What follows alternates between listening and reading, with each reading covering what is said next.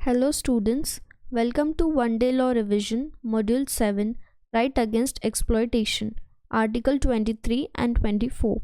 Let's quickly go through the synopsis first. In this, we will see traffic in human beings, trafficking यानी कि खरीदना बेचना इंसानों का, beggar and similar form of forced labors, compulsory services for public purpose, prohibition of employment of children. So let's get started.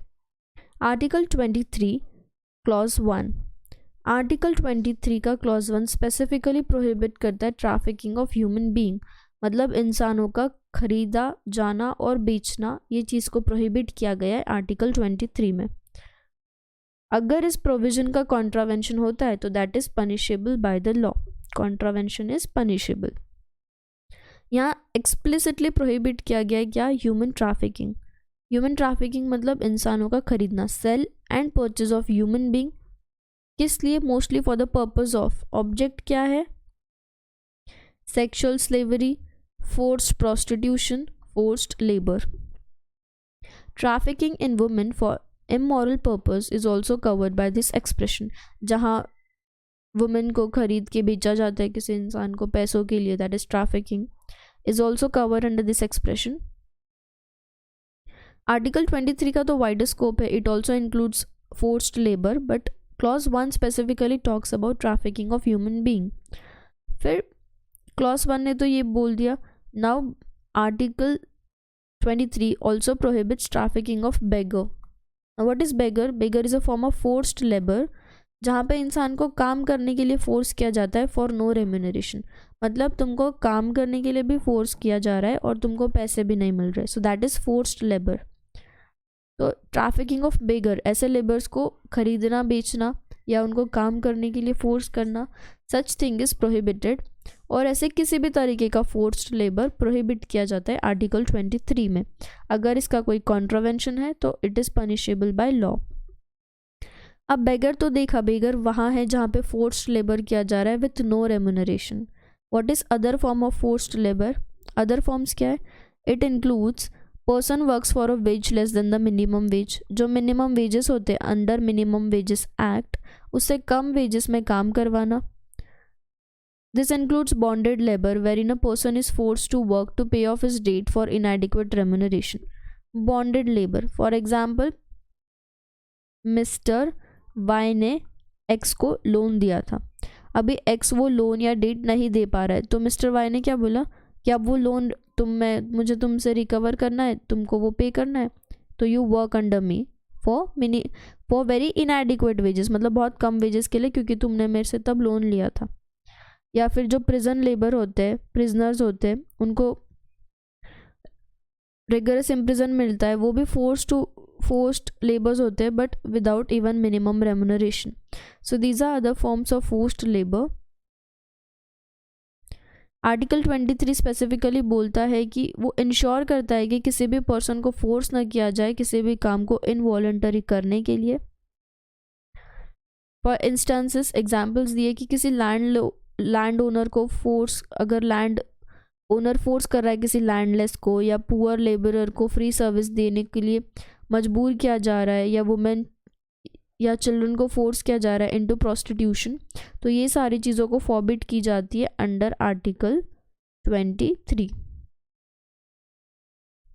Compulsory services for public purpose.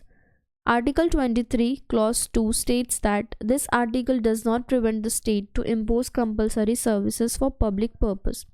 मतलब ये article state को compulsory services impose करने से नहीं रोकता है, but ये बोलता है कि जब स्टेट कोई कंपल्सरी सर्विस इम्पोज कर रहा है सिटीजन्स पे, तो स्टेट ने कोई भी डिस्क्रिमिनेशन नहीं करना चाहिए on the grounds of religion, race, caste, class और एनी ऑफ देम. जहाँ आर्टिकल 23 डिसअलाउ करता है किसी भी तरीके के फोर्स्ड लेबर को, but it permits the state to engage in conscription, impose compulsory services upon people for public purpose. कुछ पब्लिक सर्विसेज कंपल्सरीली इम्पोज करने का राइट स्टेट के पास है, बट फिर वही है कि जब भी इम्पोज करो तो कोई डिस्क्रिमिनेशन नहीं देखना है on the ground of religion, race, caste और class. Prohibition of employment of children.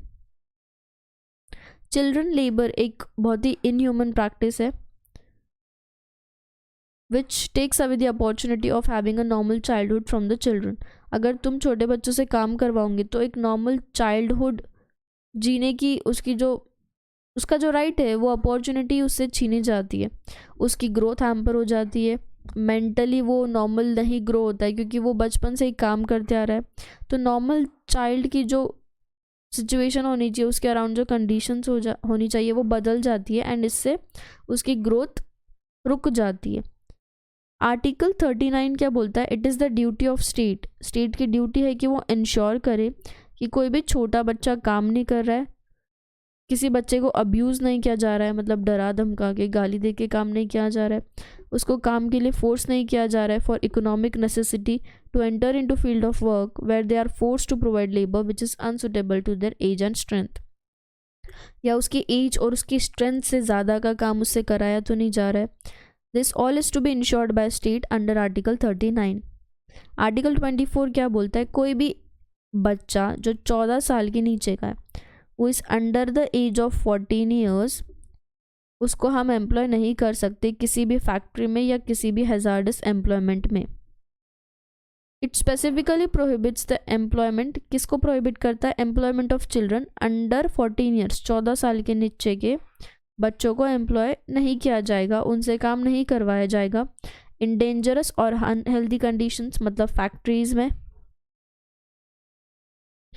जहाँ पे उनकी मेंटल या फिजिकल स्ट्रेंथ को हार्म रहेगा या वो वीक हो जाएगा, ऐसी जगह पे एक बच्चे को काम नहीं करवाया जा सकता। So here we have covered article 23, 24। एक बार सिनॉप्सिस देखते हैं। Trafficking in human beggar, article 23 clause 1। beggar and similar form of forced labor, same 23(1). Compulsory services for public purpose, article 23 clause 2. Prohibition of employment of children, article 24. So I hope you understood. Thank you.